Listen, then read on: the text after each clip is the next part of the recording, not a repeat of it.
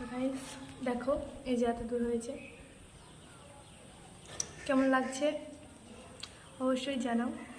So guys দেখো এই যে আমি এখানে এরকম গোল করে নিয়েছি, তো পরপর এই দুটো করে নিই, চলো করে নিয়েছি তিনটে, চলো এগুলোকে কেটে নিই। আর গাইস দেখো এই যে এটা ফাইনালি রেডি হয়ে গেছে, এখানে চলো যা যা কাজ আমি করে নিই। তো গাইস তোমাদেরকে একটা কথা বলি, তো এই যে এই গোল গোলগুলো করেছি, তো এই গোলের এই পাশ দিয়ে না আমার সাদা কালারের পুঁতি লাগতো, আমি পুরো সাদা কালারের পুঁতি পাইনি, সেই জন্য যে আমার কাছে আগে থেকেই ছিল সিলভার কালারের, আমি সেটা দিয়েই কাজ চালিয়ে নিই। তো গাইজ আমি দেখলাম যদি আমি এই যে এইগুলো বসিয়ে দিই পাথরগুলো, তাহলে মানে লিখতে আমার একটু অসুবিধা হবে, সেই জন্য আমি আগে এই যে মোম এখানে লিখে দিয়েছি, কেমন লাগছে দেখো, আমি আগেই মোম লিখে দিচ্ছি, এবার আমি এগুলো বসিয়ে দিই, চলো তারপরে তোমাদেরকে দেখো। তো গাইজ এই যে ফাইনাল লুক এখনো হয়নি, কারণ এই পুঁতিগুলো না ফুরিয়ে গেছে, এক প্যাকেট যেটুকু থাকে সেইটুকু দিয়ে আমি এটা করেছি, ফুরিয়ে গেছে বাকিটা আমি নিয়ে আসবো, নিয়ে এসে তারপর আমি আবার এইটুকু করবো, আর যেখানে আমি হ্যাপি বার্থডে মা লিখে দিয়েছি আমি আমাকে দেখাবো।